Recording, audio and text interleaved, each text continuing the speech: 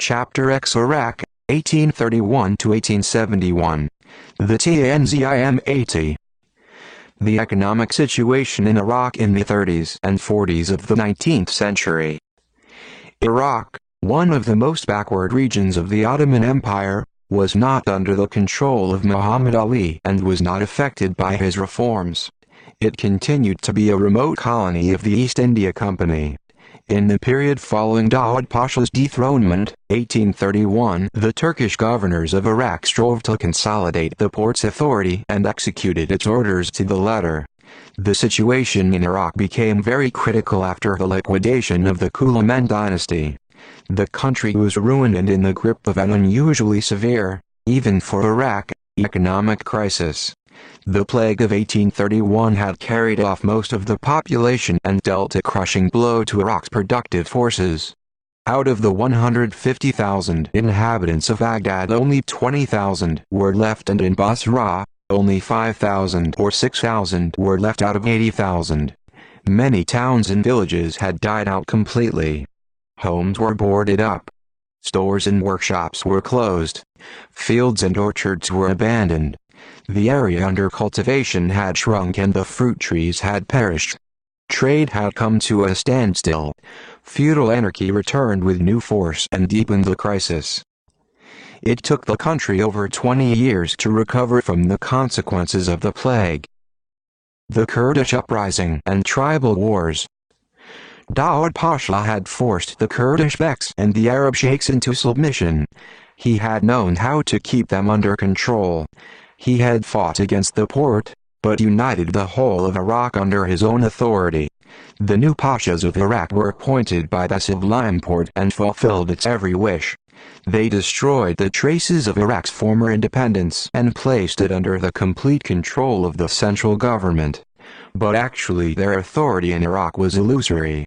They were unable to cope with the tribes, who were reluctant to pay taxes, or with the opposition of the feudal lords who did not want to recognize the authority of the pashas.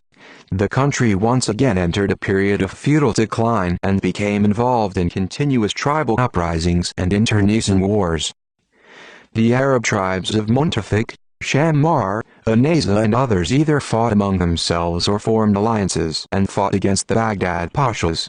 For 3 months in 1833 the warriors of the Shammar tribes besieged Baghdad. An endless wave of uprisings of the Kurdish feudal lords swept the north.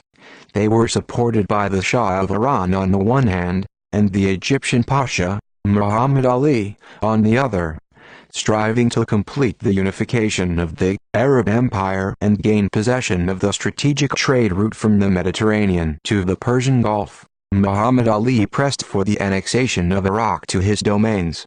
Hence his readiness to support any movement in Iraq which would weaken the Porte's authority. For its part, the Turkish government began sending punitive expeditions to Kurdistan, which in the period between 1831 and 1842 committed repeated outrages against the local Kurdish rulers and liquidated a number of Kurdish principalities. But these partial victories did not reduce the Kurds to submission. In 1838, it looked as though the Kurdish regions had at last been subdued. But when the news reached them in 1839 of the Turks' defeat at Netzib, the Kurds again rose in rebellion. The Kurdish feudal lords were supported in 1841 by the advance of Persian forces into Sulaymaniyah, which almost led to a new Turkish war. Russian-English mediation brought about a peaceful settlement of the conflict and led to the conclusion of the Second Erzurum Treaty on May 31, 1847. It settled the boundary and pilgrimage disputes. According to the treaty, Persia relinquished her claims to Sulaymaniyah and other regions. To compensate for this, the Porte let her have Mahamera, now called Khorramshahr, and the left bank of the Shatt al-Arab. The Turco-Persian settlement, like the defeat of Muhammad Ali, did not change the general state of affairs in Kurdistan. Any attempts to establish direct Turkish rule in the Kurdish regions called forth new uprisings. The next Kurdish uprising took place in 1843 and lasted till 1846. No sooner had Turkey put it down than new disturbances broke out in 1848 and 1849. This went on year after year. From time to time the Turks gained ephemeral successes in a difficult war, but their authority in Kurdistan remained illusory. The Tanzimat in Iraq. The new, liberal ideas which inspired the Turkish reformers and were reflected in the Hadi Sharif Gulhain were slow to penetrate into Iraq, gripped, as it was, by economic dislocation and shaken by feudal mutinies and tribal internecine wars. The Turkish pashas exercised full military, civilian and judicial power and continued to rule the country like real satraps. The reforms prescribed by the capital of the empire at first had no effect whatsoever on distant Iraq. It was only after 1842, when the reforms of the first period of the Tanzimat began to be applied in Iraq, that some changes occurred. Even these reforms, however, came too late. They were far from complete and often had the opposite result from what was intended. The law of universal conscription was not implemented in Lower Iraq until 1870. The division of military and civilian power took place only in 1848, when the 6th Corps of the Turkish Army was formed with its headquarters at Baghdad, thus separating the functions of the governor from those of the corps commander.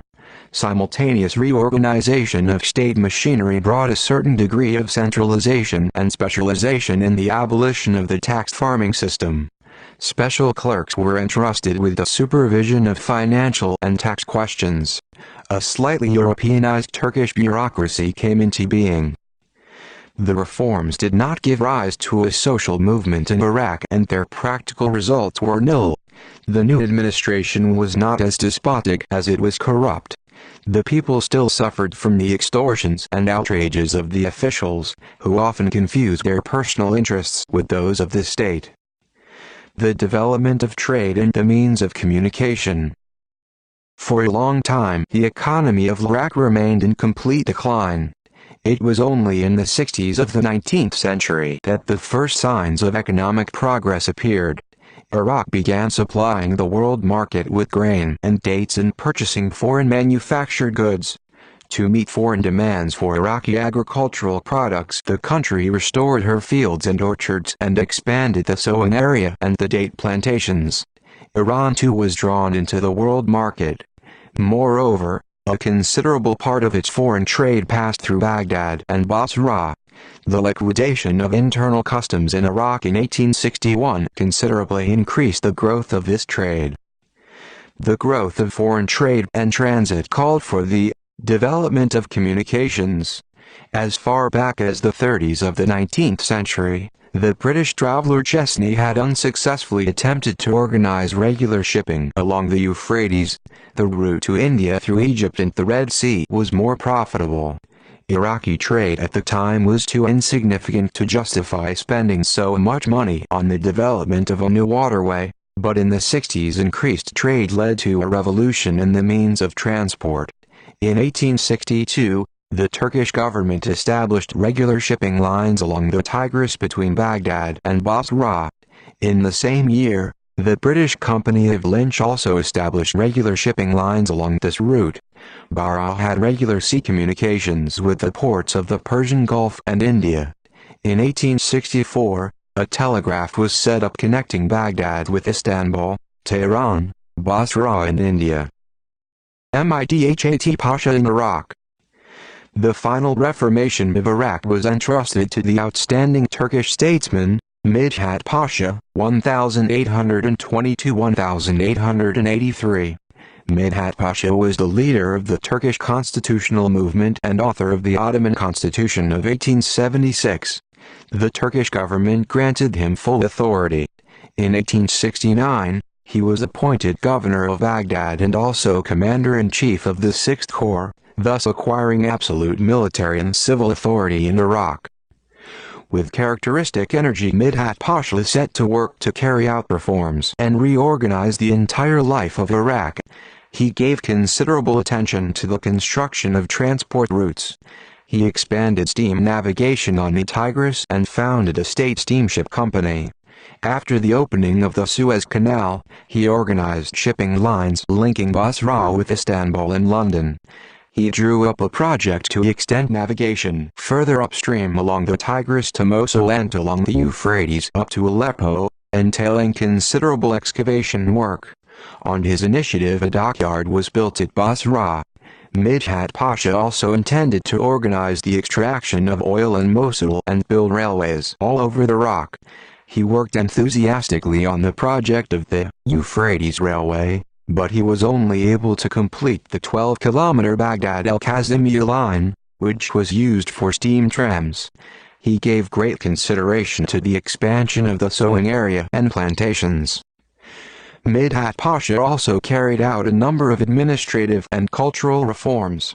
As early as 1864, a law was passed in Turkey on the vilayets, which separated the judiciary from the administration, established elective courts and drew the population into local government. By 1868, the law had been applied to all the provinces with the exception of Iraq and the Yemen. Midhat Pasha implemented the law in Iraq. He created new courts, instituted municipal councils, Baladiya, and founded new schools. Baghdad's first newspaper appeared under Midhat Pasha. Midhat Pasha considered it his chief duty to subordinate Iraq completely to the central government and liquidate tribal and feudal separatism. He introduced military conscription in Iraq and demanded recruits from the tribes. He also taxed them and insisted on regular payments. When his policy evoked a big uprising of the Arab tribes in 1869, it was ruthlessly suppressed. Midhat Pasha realized, however, that repressions alone could not break the resistance of the tribes. He therefore decided to win over the feudal and tribal leaders to his side by interesting them in the peaceful exploitation of the peasants. With this aim in view, following the example of some of his predecessors, he encouraged the tribes to settle on the land and began selling the state lands to the tribal sheikhs. As part of the plan to implement the Land Law of 1858, he sold state lands at a comparatively low price, officially without granting the right to private ownership to the former holders of the Timars and Ziamets, to the merchants and, above all, to the tribal sheikhs. All these figures often became owners of large tracts of land called Miri Tapu. The state remained the supreme owner of these lands. Upon sale, the state gave the new owners a document, Tapu, granting them the right to use the land. Midhat Pasha's seizure of Kuwait and El-Hasa, 1871, was aimed at consolidating Turkish authority in Iraq. These regions were formed into a special administrative unit, Sancakned, which was dependent on the Turkish rulers of Iraq. The conquest of El-Hasa and Midhat Pasha's brutal reprisals against the rebellious Bedouins show that even the progressive representatives of the Turkish ruling class were the suppressors of the popular movements in the Arab countries. Even while carrying out reforms, the Turks acted as the oppressors of the people. The reforms of Midhat Pasha, like those of the first period of the Tanzimat, strengthened the Turkish domination in Iraq. Arabs were removed from the government and Turks placed in all the important posts. Iraqis were admitted only to minor positions. The highest position they could hope for was that of Mutasarrif. The reforms of Midhat Pasha completed the reorganization of the administration of Iraq, which from then on became closely connected with the neighboring provinces and the center of the empire. Iraq's former isolation became a thing of the past. The successors of Midhat Pasha, who was transferred in 1871 to Adrianople, attempted to follow in his footsteps, but most of their reforms remained unimplemented.